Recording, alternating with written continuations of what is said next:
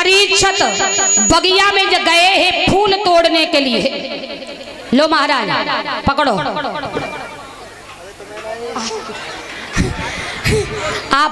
आपको नहीं, आपका मोक्ष नहीं करेंगे कभी, केवल परीक्षित का करेंगे। तो महाराज ये फूल को सूंघो और हम कह दें तो ये अपना आसन छोड़कर दूसरे आसन पर बैठ जाना, इस आसन पर मत बैठ जाना। अरे भोलावा तो सूंघता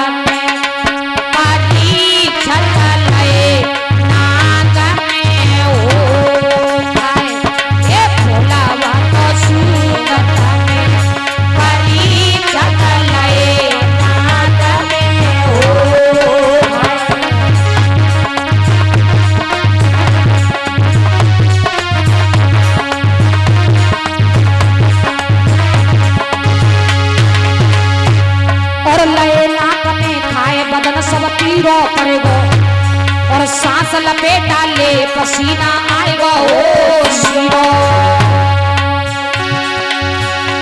लख रूप नवल देव रोई और धर्म अटन पहला। ए भोलावा तो सूंघता में परीक्षित लए नाक में होता है। ए भोलावा तो सूंघता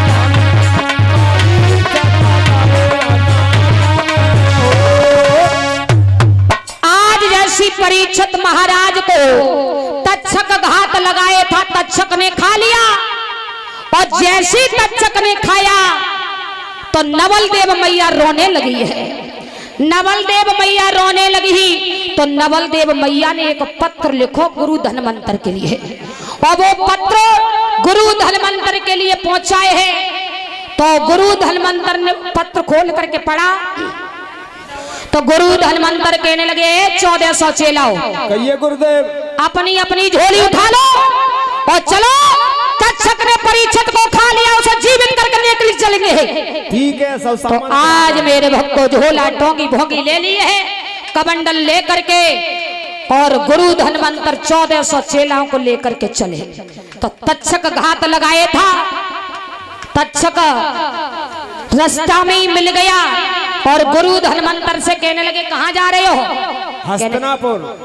क्यों? परीक्षित को तक्षक ने डस लिया है, परीक्षित को जिंदा करने के लिए। और क्या जीवन दान देंगे? अच्छा ऐसा करो, हमारे तुम्हारे 2-2 हाथ यहीं पर हो जाओ। क्यों नहीं? 2-2 हाथ किए ही जैसे ही गुरु धनवंतर ने एक पेड़ पर, उस तक्षक ने पेड़ पर नजर डाली है तो वो पेड़ हरा भरा था, वो सूख गया है, और उसी पेड़ पर गुरु धनवंतर ने नजर डाली तो वो फिर से हरा भरा हो जाता है। तक्षक को विश्वास हो गया कि जहां तक नजर जाएगी गुरु धनवंतर की, वहां तक ये परीक्षित को जिंदा कर लेंगे। उसी समय तक्षक घात लगाए था तो तक्षक आगे चल करके एक लाठी बन के रास्ता में गिर गया। तो गुरु धनवंतर जा रहे थे, लाठी उठाई और कन्ना पे रख ली, लाठी समझ के, और जैसी कन्ना पे रखी तो तक्षक तो घात लगाई था, तो तक्षक ने गुरु धनवंतर को पीठ में खा लिया है। क्यों? पीठ में हमारी तुम्हारी माता बहना भाई बंद नजर नहीं जाती है। गुरु धनवंतर कहने लगे 1400 चेलाओ, कहिए गुरुदेव, अब हम बचने वाले नहीं है, हमारी समाधि लगा दो, 3 महीना तक ढाक बजाओ।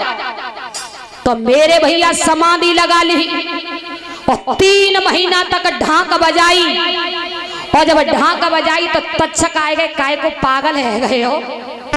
क्यों पागल है गए हो? ये जिंदा बचने वाले नहीं है ना, तुम निकाल के देखो, ऐसा करो ये परीक्षित को जो गुरु धनवंतर का जो मांस है ना, वो मांस को तुम काट के एक हड़िया में बनने के लिए रख दो, है हड़िया में बनने के लिए रख दो।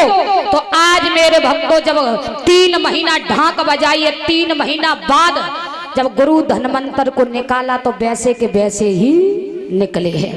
तो गुरु धनवंतर कहने लगे अब हम बचने वाले नहीं है, हमारे शरीर को काट करके एक हड़िया में बनने के लिए रख दो। तो आज हड़िया में बनने के लिए गुरु जी के मांस को बनने के लिए रखा है। तो जैसी खाने के लिए जा रहे 1400 चेलाओ, तो तक्षक आएगा काहे गुरु को मांसो खाएवे के फिर का तुम पाप में जाओगे, पाप में चले जाओगे। अरे ऐसा करो जा हड़िया को बंद करो और गंगा में बहाई दो, तो तुम्हें मालूम लंगड़े में और काने में एक गुण ज्यादा होता है, होता है।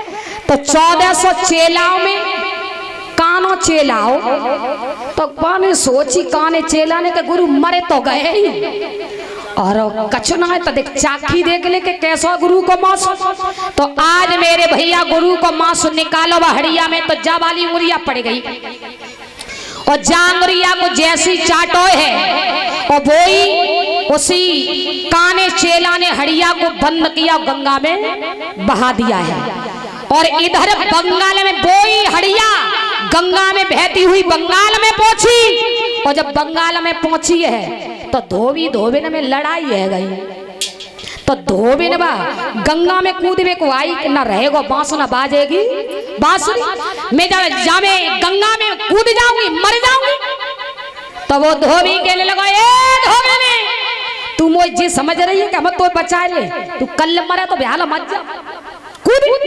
और जैसे ही आज वो धोबिन गंगा में कूदी है, तो धोबिन के हाथ में हड़िया पड़ गई, और जैसे ही हड़िया हाथ पड़ी है तो हड़िया को खोलो, और जैसे ही हड़िया को खोलो तो वह मांस दिखाई दिया है। तो तुम्हें मालूम बंगाल के अंदर मांस ज्यादा खाया जाता है, हमारी माता बहना ज्यादा खाती हैं बंगाल के अंदर। तो उसी समय बोई धोबिन ने सब स्त्रियों को बंगाल में सबको मांस बांट दिया। तो जितनी अपने देश भारत की जितनी विद्या थी वो बंगाल में पहुंच गई, और जो काने चेला ने थोड़ी सी ने खाई लो चाट ली, तो देश भारत में बोई उतनी विद्या बची हुई है। बोल सच्चे दरबार की, बोल कन्हैया लाल की।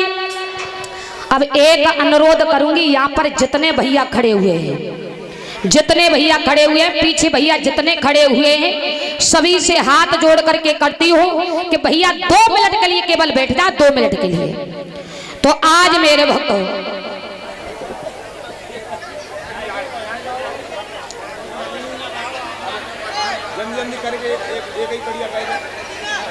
हाँ, अब तुम्हारा भजन सुना देंगे, बैठे जाओ।